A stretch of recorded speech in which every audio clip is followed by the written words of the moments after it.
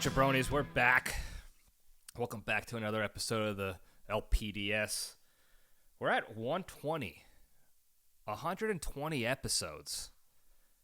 You idiots have been listening to me for 120 weeks right now.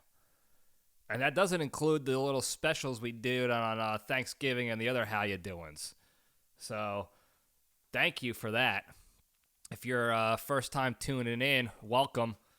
I highly suggest you go like and subscribe and post feedbacks and comments and how you doings and get the little notifications up there so you know when new content pops up. But for you ride or dies out there, thanks for 120. We've been through a lot so far, and this train is only going to continue rolling on, so stay tuned for more stuff. I do have to apologize for my sort of lack of content the last couple weeks with teaser trailers and what have yous. It has been tough with moving back and forth to different Airbnbs, packing up my original, the LPDS compound and this and that. So I'm trying to get better. I'm going to get better for you guys. I promise that. I will have a lot more time on my hands coming up very soon here for the foreseeable future. So I'll be able to do, short clips, hopefully cut some more teasers for upcoming episodes, get some more fan feedback on poll questions and other how you doings like that. So stay tuned for that. But as it stands now, I'm, another week, another Airbnb dungeon basement situation. So we got new digs for this week. Pretty nice spot. I gotta send you some. I'll post some pictures up here if I remember. The furniture situation is very. I don't know what to call it.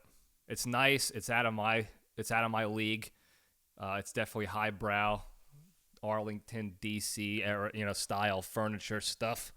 But it's been fun to pretend I'm high society for a little bit.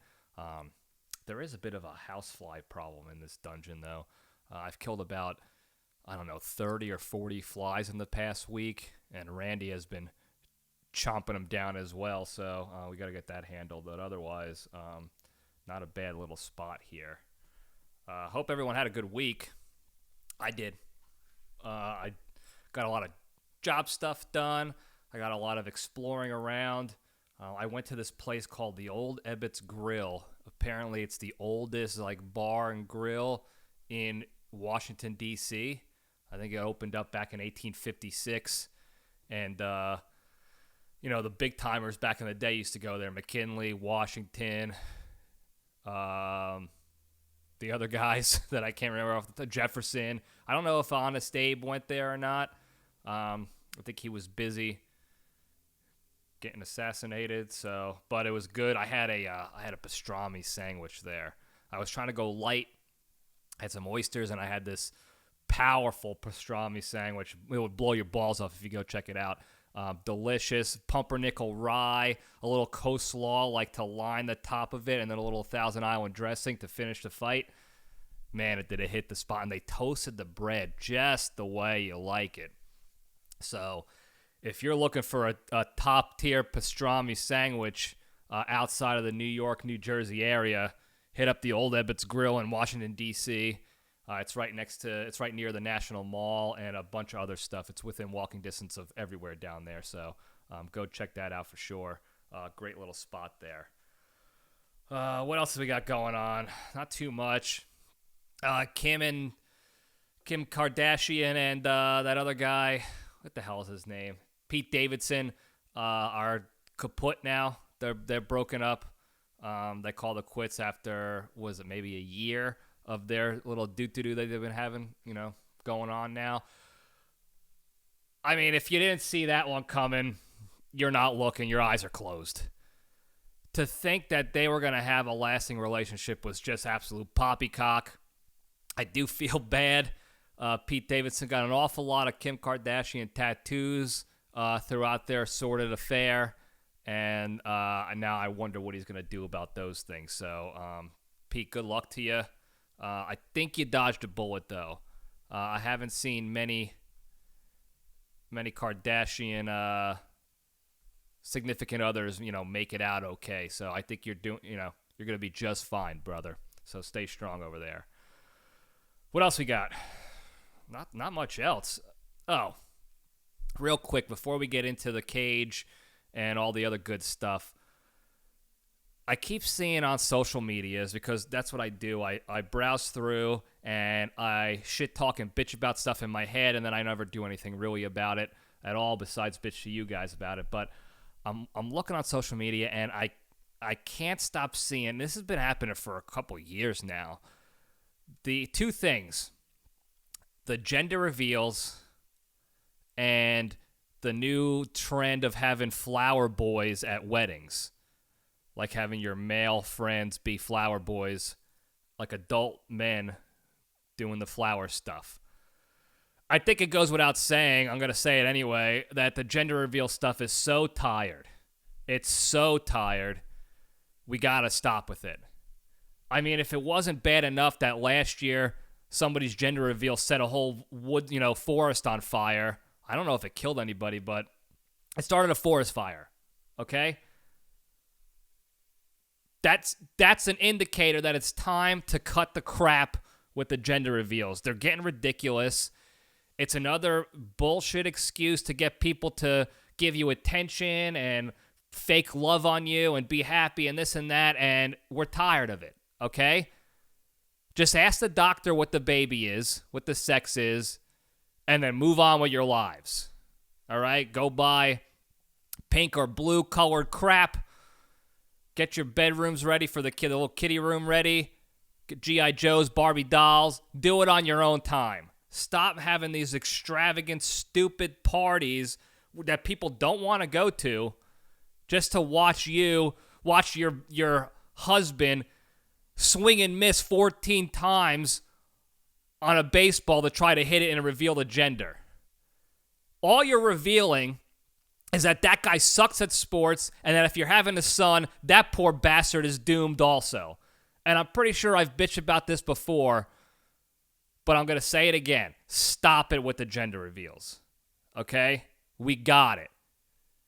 The world revolves around you and your stupid, stinking, ugly baby. Congratulations. The flower boy thing now, it was funny the first time they did it.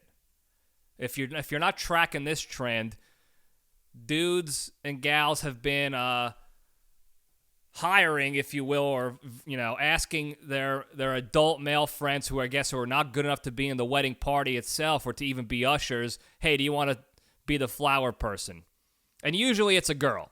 It's a young little girl, a flower girl who very adorably skips up the aisle and tosses rose petals or what have yous down the aisle for ceremony, for what have you. But now they got these adults doing it, and it's these guys, and they got their fanny packs, which I'm not opposed to. Obviously, the tactical fanny pack is a top tier commodity and thing that you should, accoutrement, if you will, that you should have on you at all times. But they got the petals in there, and they're doing ridiculous, outlandish dances up and down the aisle, trying to, garner attention, be funny, and whatever. Again, it was fine the first time, especially because I think the first one that made it big on social media was like a fatso, like a hefty fella in a tuxedo, just, leaking out, exploding out of the tuxedo, dancing around with the fanny pack. That was very funny. Fast forward a couple years later, it's tired again, okay? It's going by the way of the gender reveal. We're over it. We get it. You have fat, seemingly physically undesirable friends, unhealthy friends that are not important enough to you to be a groomsman in your wedding. So you trick them into thinking like you'll steal the show, you'll be the flower guy, go do your thing, have a ball with it. And it's not fair to everybody else who has to keep watching these videos as you scroll through Instagram. And it's not fair to that poor fat bastard who's getting tricked into thinking he's important in your lives. Because it's clearly not the case. Okay? That poor son of a bitch is getting sold a bill of goods because you don't want to admit to him like a real friend that he didn't make the cut. All right? And I think it's time we stop lying to our fat friends and let them know straight up, hey, I can't have you up in front on stage. The only way I can have you do that is if you act like a silly goofball throwing rose petals around, because then it makes more sense. Oh, look at the fatso, throwing rose petals. But I can't have a fatso best man or a groomsman. You'll embarrass me. So that's what they do. They try to trick you. Enough is enough. That's that. That's it. I'm going to stop talking about it. Enough is enough. Okay? No more fat rose petal tossers. Leave the fatsos alone. Get them a gym membership if you care about them that much. All right. Let's just get right into it. We'll try to keep it brief. We got a lot of business to attend to here. But, we'll step into the cage.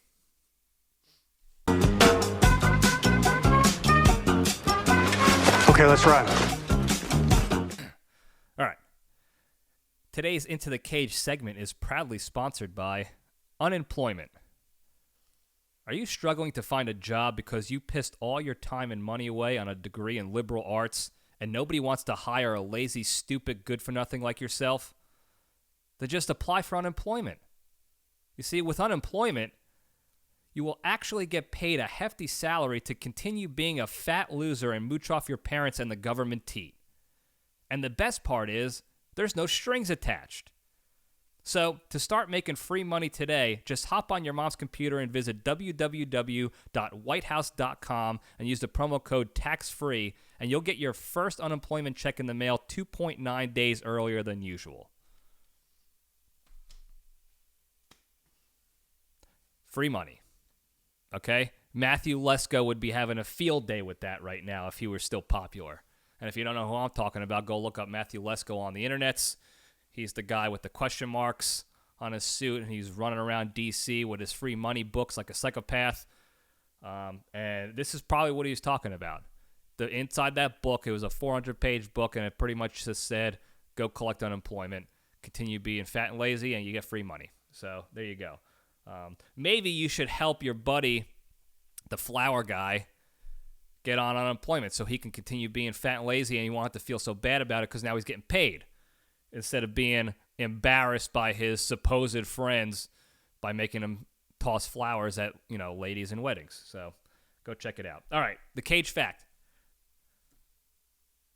The movie Unbearable Weight of Massive Talent. Obviously, I've talked about it several times. I did a whole episode on it. Top 5 Cage movie for me personally.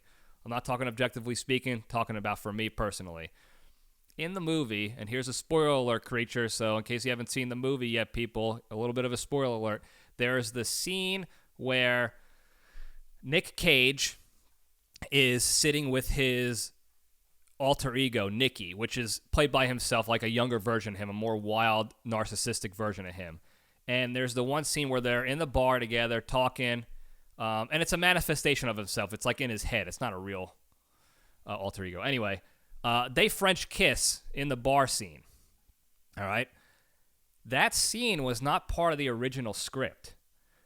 Nic Cage actually brought that idea up to the writers and director, and they went with it. So he was saying how the whole part that he was playing in the movie it felt narcissistic to begin with. It was awkward. It was weird. It was like he was making out with himself.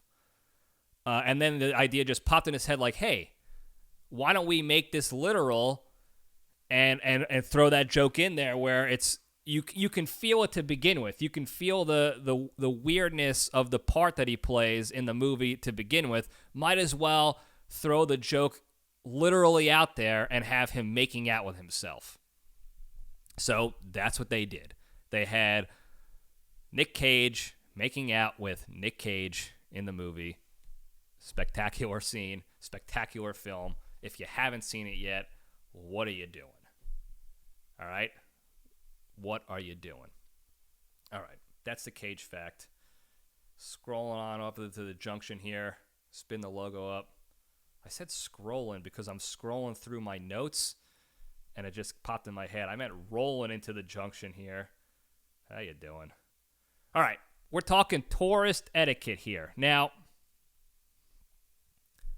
the past week or so, I've been gallivanting around Washington, D.C., doing some touristy things for myself, checking out some museums and some other stuff because that stuff's interesting to me.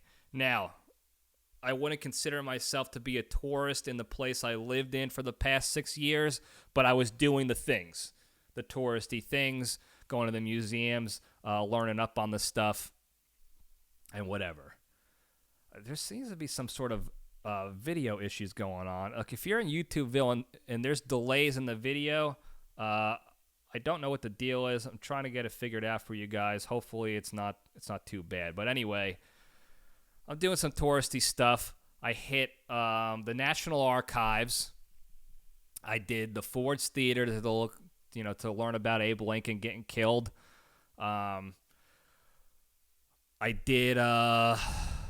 By the way, if you go to the Ford's Theater and the museum and the tour, and you listen to the history of it all, you come to find out that his bodyguard, Abe Lincoln's bodyguard, with him at the theater during intermission, they took a drink break at the bar next door or across the street or whatever, and the guard actually ended up staying there longer to finish his drink and didn't make it back in time to start the third scene of the play, and that's when Abe Lincoln was popped by John Wilkes Booth.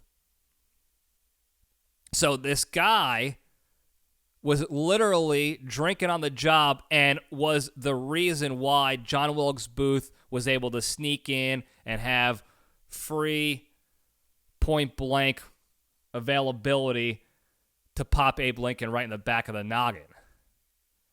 So I don't know who that guy was. I don't know how he felt afterwards. I hope somebody was, taking his belt and his shoestrings away.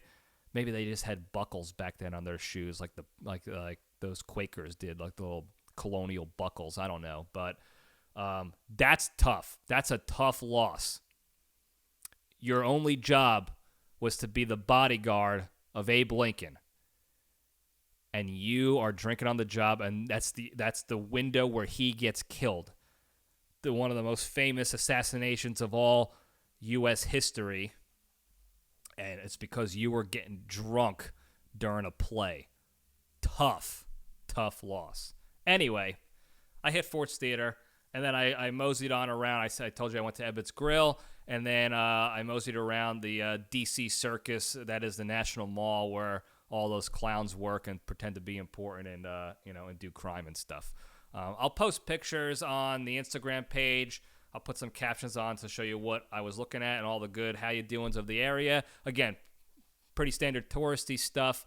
But I noticed something that grinded my gears, if you will, chapped my ass a little bit. And it's just the complete and utter lack of tourist etiquette that's going on these days. And it's probably been going on for a while. I didn't notice it probably as much as a kid. I was probably the culprit of a lot of poor etiquette back in the day when I was a little humphead kid and, in elementary school and middle school. Didn't know any better. But it seems to be getting worse. We talk about people having a lack of situational awareness to begin with, and it's certainly spilled over into the tourist community. So I wanted to actually get through to you guys, find out what you have issues with in that realm, so we can provide that feedback and teach some lessons out to the people on how to be a better tourist, so that everybody can enjoy the experience. And with that, we got a lot of good feedback from people, all different ideas and things that bother people about tourists and how we can try to better, fix the problem, fix the glitch, if you will. And that's what we try to do here at the LPDS to begin with. Is we always try to get better and learn and grow for the greater good. So we'll just get right into it. One of the guys here, he's a big time fan. The Scuse on Instagram, shout out to the Scuse, very diehard fan. He said that he wishes people spent less time on their phones at exhibits and museums and doing the touristy thing, and more time stepping back and enjoying what they're there for. And I agree. And it's not just about looking at your phones, it's because if you're in the corner, people can argue, if you're in the corner or looking at your phone, you're not bothering anybody. Yeah, makes sense, got it. But first of all, you're paying money a lot of the times to see these things. Now, there's a lot of free stuff at, the D.C. National Mall, a lot of free museums that are government funded. So it's, you're not paying for that. But what are you there for if you're not there to enjoy the exhibits, learn about history, see the sites, do the what have yous, if you're just going to be on your phone? I don't understand that. And then most of the time, you're not hiding in the corner away from everybody. You're standing in the middle on your phone, hunched over like a hunchback with your head down and your slack jaw just drooling on you on your touch screen in everybody's way. People can't take pictures of a site. They can't walk through if its place is crowded because you're standing there like you're the only one in the world on your phone, not actually doing the thing you came or even paid to do. So, completely agree with you there. Spend less time on your phone and more time doing what you supposedly went there for. So, thanks for that feedback. Another guy sent in, you got to be more patient out there. I know you want to go and hit the hot sites as quickly as possible. You want to be the first there to see the Mona Lisa or the Washington Monument or whatever it is that's supposed to be popular. But it's not going anywhere, okay? Ford's Theater is not going anywhere anytime soon, all right? Abe Lincoln's blood-stained pillow and his trench coat, they're not going to go take them to the cleaners and clean them up for you. So don't worry about it. They're still going to be there. You don't have to rush to get there and push people out of the way to get your picture, your day in the sun, or whatever it is you're doing, your Instagram influencing. Just be patient. Understand that there are other people around going through the exhibits. And there's no time limit. Maybe you created your own self-inflicted schedule that you had to be on with your life for that day. We got to get to all the sites at this time. Maybe build in a little extra time knowing that there's more than one person at these museums and sites that you're going to tour. And then that way, if you're a little bit more patient and understanding, and everybody else is as well, that's the idea, that's the goal anyway, everyone will have a nicer, enjoyable experience because they'll be there to focus on enjoying the moment and not rushing to check the boxes that they saw, the Statue of David's pee-pee or whatever. So be a little bit more patient, understanding. Another one that somebody put in, thank you for that feedback, by the way. If you're overseas, if you're traveling to Europe or Asia or anywhere overseas as a U.S. citizen, represent the USA better. Be more aware and respectful of your surroundings and the people around you and where you are, and that you're the outsider. And I know nobody cares about reputation. It's like, who cares what these strangers think of me or my country? They don't live there, whatever. Got it. If that's the idea, if that's the attitude you want to take, good on you, I guess. But I mean, have a little bit of self-respect and some pride in yourselves or your family, and be respectful to others and the moment that you're in and where you are and all that other stuff. I mean, there's nothing more annoying than when you're out there in a museum or a historic site, and you got some jackoff acting like a cocky asshole, being rude and disrespectful, and not giving a shit about anybody else's experience because that's how he is and that's how I'm going to be all the time. It's a very New York, New Jersey attitude. I've seen it since I was a kid growing up. You see it every day. People think who the hell they are, and you're going to adapt to me. I'm not going to change. And they make it about like, I'm not changing who I am as a human being for you people, for you strangers. And that's not what it's about. You could still be who you are and also be respectful and not change who you are. Okay? That works that way. It's very possible, believe it or not. You could be a nice, decent human being and not have to sacrifice your reputation and morals as a hotshot or whatever the hell you think you are. So that's a tip when you go out there. Thank you for that feedback. That was one of the first feedbacks that actually offered a recommendation and not just like a vent session. So thank you for that. That's what we like to see. We don't want to just bitch, folks. I do a lot of bitching and complaining and whining, but I also like to think I provide some steps forward to mitigate these things I'm bitching about. So you don't want to just complain. You want to provide solutions to those problems that you're complaining about. And that's what this person did, so thank you for that. All right, this guy here, I'm struggling to find out why or how this has to do with just tourist things, but I think it's overall, and it's probably spilled over into the tourist community. But this guy says that he doesn't understand why people are on speakerphone having conversations while walking around. It's bad enough that, and I agree, it's bad enough that you have to listen to people on the phone out in public having normal conversations in museums, in historic sites, in places that you're supposed to be respectful and quiet and revere and respect the area. And they're on the phone yapping it up about gossipy bullshit, about Kim K and Pete Davidson breaking it off. Now, to add the other side of that unimportant loudmouth conversation, they put it on speakerphone. Like, what are you doing? What is the point of that? I don't want to hear you talking about garbage. Why do you think everybody else wants to hear that other fat, stupid bastard talk about garbage as well? So you shouldn't be on your phones having a full conversation about gossipy bullshit to begin with when you're out touristing around. So put the phone down, hang it up, tell them you call them later, and be more respectful of the area. I get it. So thank you for that feedback. Again, he didn't mention anything about tourists doing it. He just said it in general. I think it was just an excuse for this guy to complain. But he brought up a good point, and it's definitely spilled over into the community where you're going to museums and stuff, so I get it. So I appreciate that.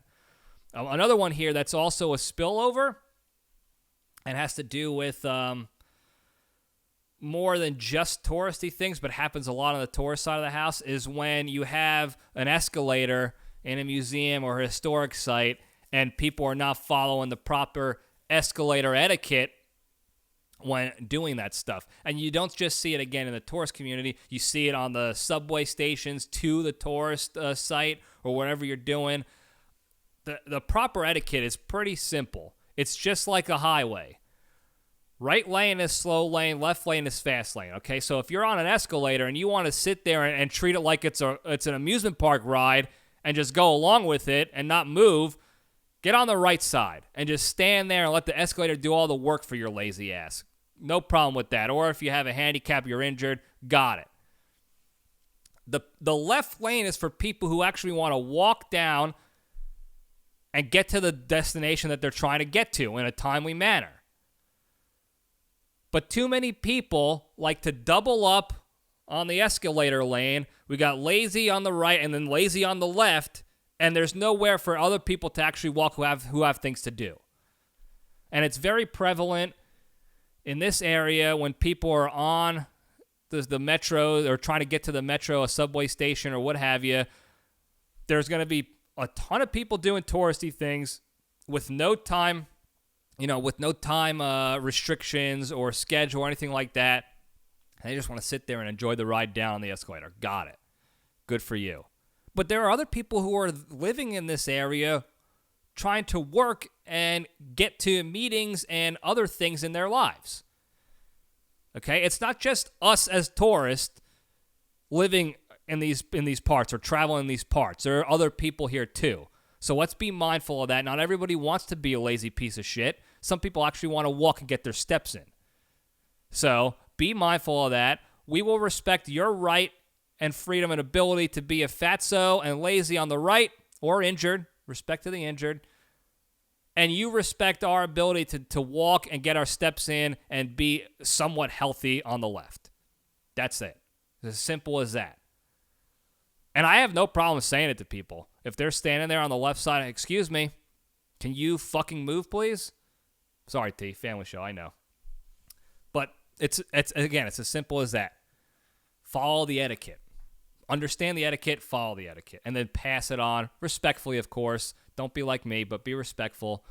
So thank you for the feedback on that. Another one I got is, another spillover here, and I think this really charged people up, this topic, because they started thinking about tourist things, and it spilled over into other lack of etiquette things that we've discussed in the past, just the general lack of situational awareness. But on an airplane, when you're traveling to go do touristy things, maybe around Europe, maybe to another part of the U.S., whatever it is, this person left some feedback while traveling, flying around.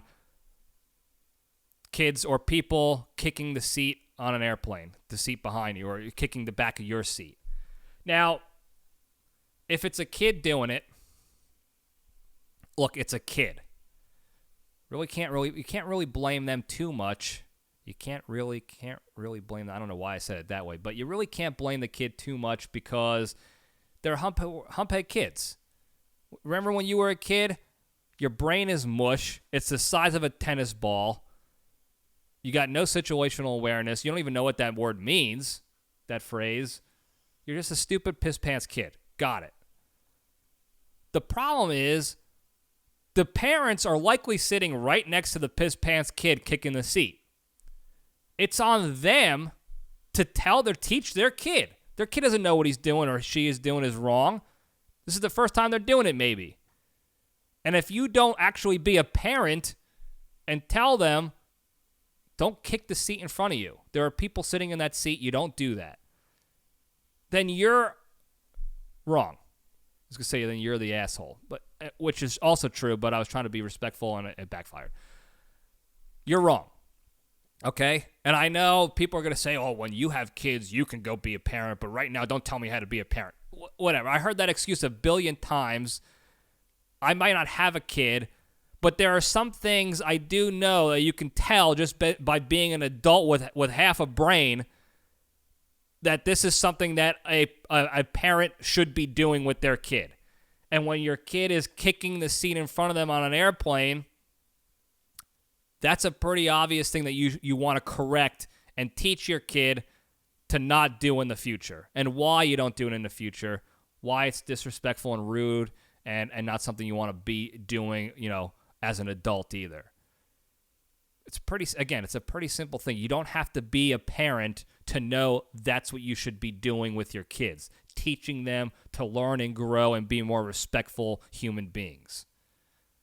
So thank you for that feedback. We got a lot of other airplane ones, people who recline the seat back and this and that. That's a different discussion. Airplane and travel etiquette is a whole different animal that I will most certainly now get into at a later date for you guys. I'll get more feedback specific to that, but that's a whole different animal. I think we've discussed some of it in the past already. Probably we had 120 episodes. I mean, we've probably discussed everything there is to discuss in this world. So, but we'll get back to it another time. So thank you for that. Now, the big thing, where's the lesson here, right? We're correcting things onesie-twosie, but here's the big problem that people all share with all these different lack of etiquette scenarios, okay? The underlying issue, and I mentioned it earlier, is the utter lack of situational awareness. The inconsideration that goes into these people these days, and it's been more lately. And I probably blame my generation. I think I'm technically a millennial. That generation, zero consideration for others. And it's not out of malice. It's just out of cluelessness. Most of the people in my generation were raised by beta simp cuck parents who just spoiled their kids, wanted to be best friends with them, taught them no discipline, taught them nothing about situational awareness and that understanding how that there's other people in this world and not just them. And now they became inconsiderate, clueless adults. And again, it's not because they're trying to be dickheads. They're just completely ignorant and naive and clueless to this whole thing. And that's what we need to try to fix. And it's tougher in adults, the whole saying, can't teach an old dog new tricks. I got it. But we have to be better. We have to call it out respectfully when we see it, bring it to their attention, because that's the only way we're going to be able to get things to move in the right direction and to fix these problems here. I was at the archives trying to go see the founding documents of our country, the Declaration of Independence, the map on the back of it, the Bill of Rights, and the 27 amendments. I went during the middle of the week, okay, and there was a small crowd in the little atrium, the rotunda or whatever they call it, to see the documents. Now, there's no explicit line or handwritten directions on the wall that says you will do it this way, but generally speaking, there was a very clear path to go around the rotunda to see these documents. You start on the left, you read the history of the Declaration, you see the Declaration. You read the history of the Constitution, you see the Constitution. You read the history of the amendments, you see the amendments. And then there's some extra history about the Revolutionary War and some stuff about how slaves fought in the Revolutionary War as well, and this and that and all that. It went around in a circle, clockwise. And that's what the majority of the people were following, that standard clockwise line. Hello. Because that was the most effective way to go about everything. That's how they laid it out for you. History, document. History, document. History, document. You still had people just willy-nilly, again, they in their brain, they must see, like through their peepers, they must see just the documents. They don't see anybody else in existence around them, no matter where they are, let alone this rotunda. And they just see oh, here's a Declaration. I'm making a beeline to the Declaration. I don't care that there are literally 50 other people in an orderly line going down the chute to read C, whatever. I'm going straight through, cutting through. And then when they cut through, of course, they're nudging people and bumping out of the way. When someone says something, they go, "Oh, sorry, I didn't see you there."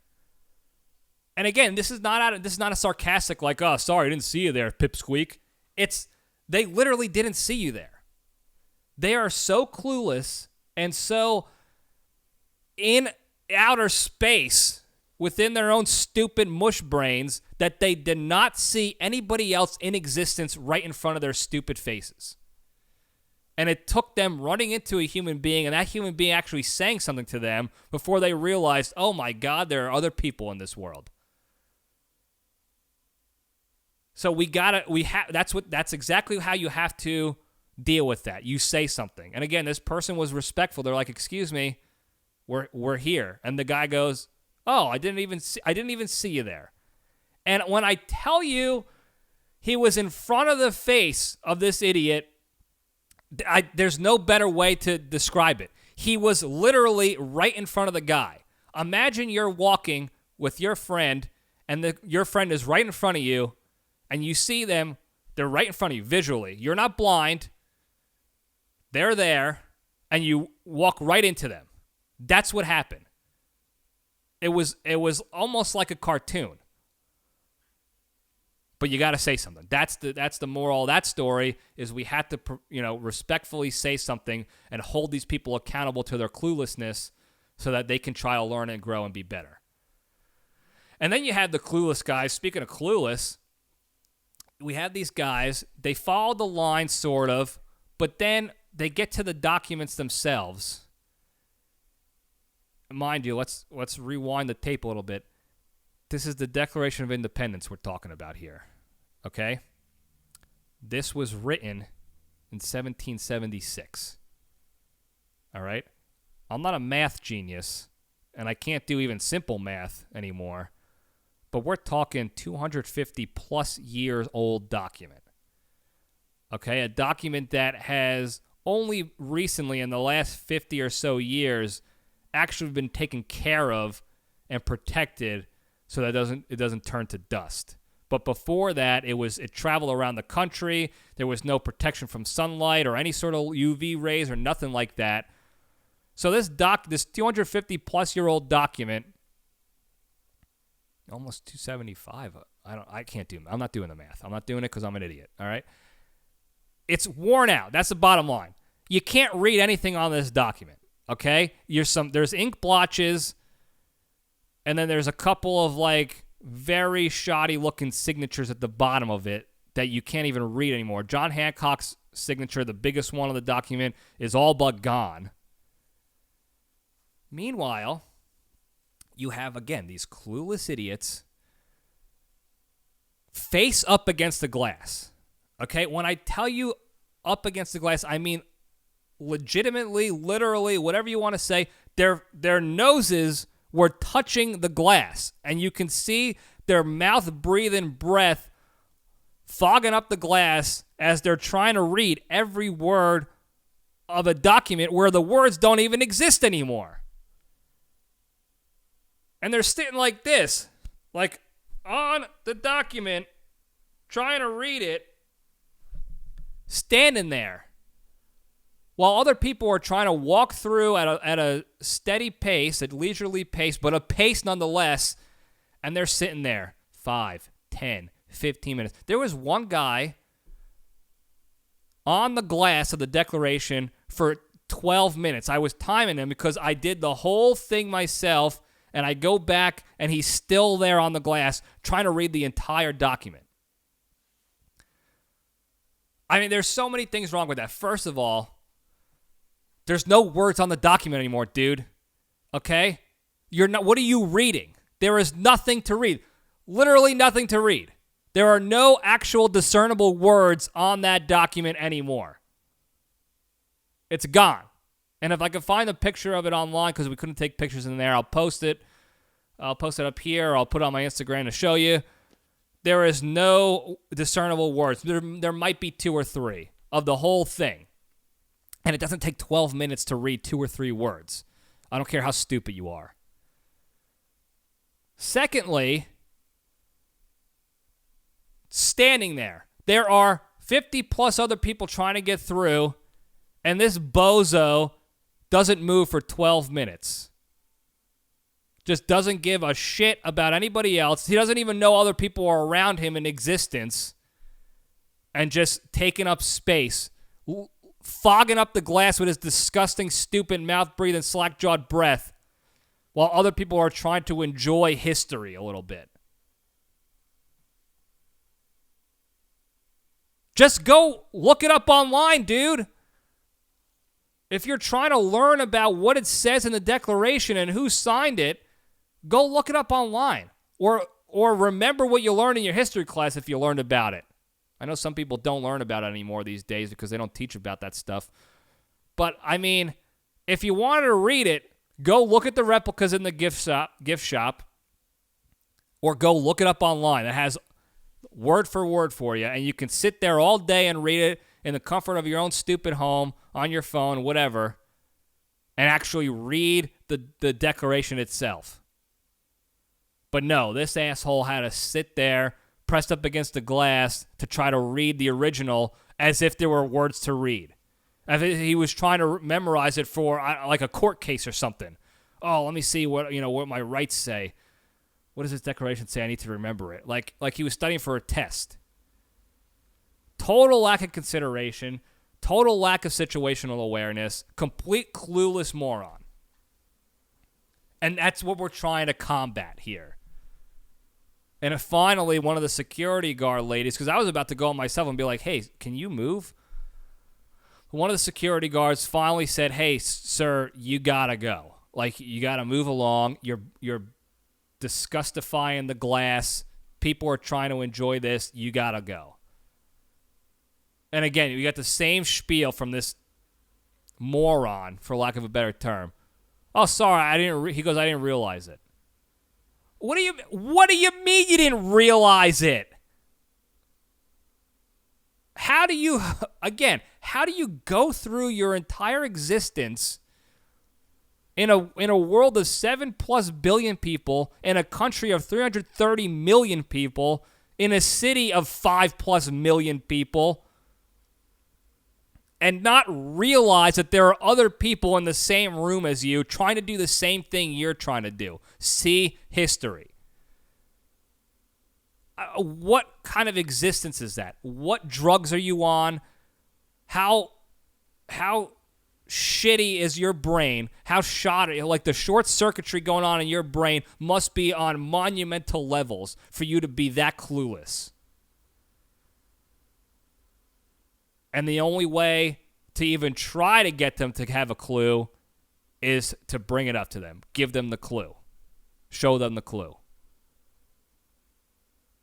Hold them accountable. That's what we got to do. That's the moral of the story, is if we want to improve tourist etiquette, we have to hold the idiot tourist accountable in a respectful manner, but we can't just sit back and continue to let it happen.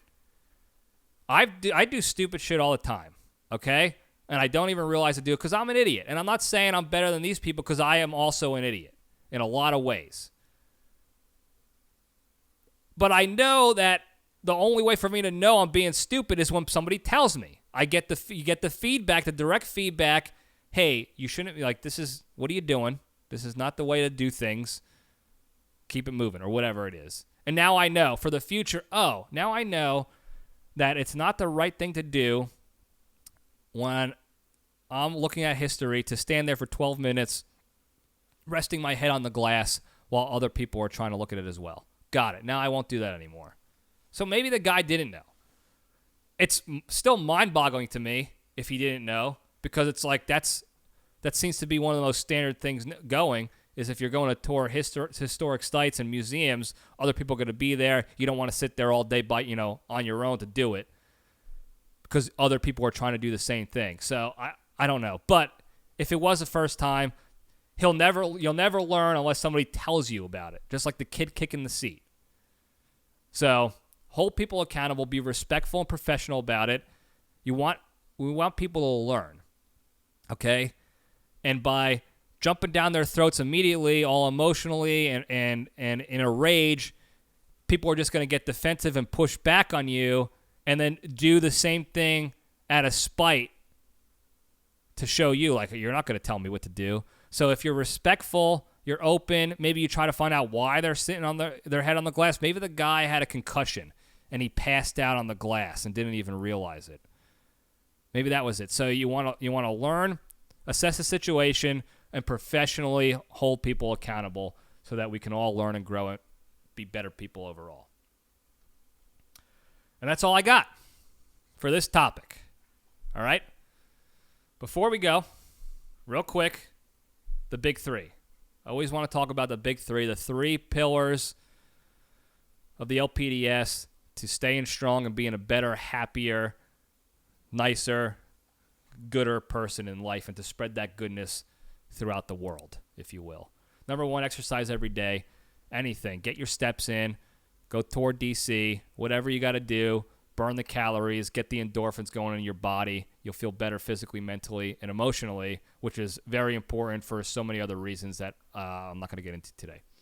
Number 2, the hardest one. Don't be a shitty person.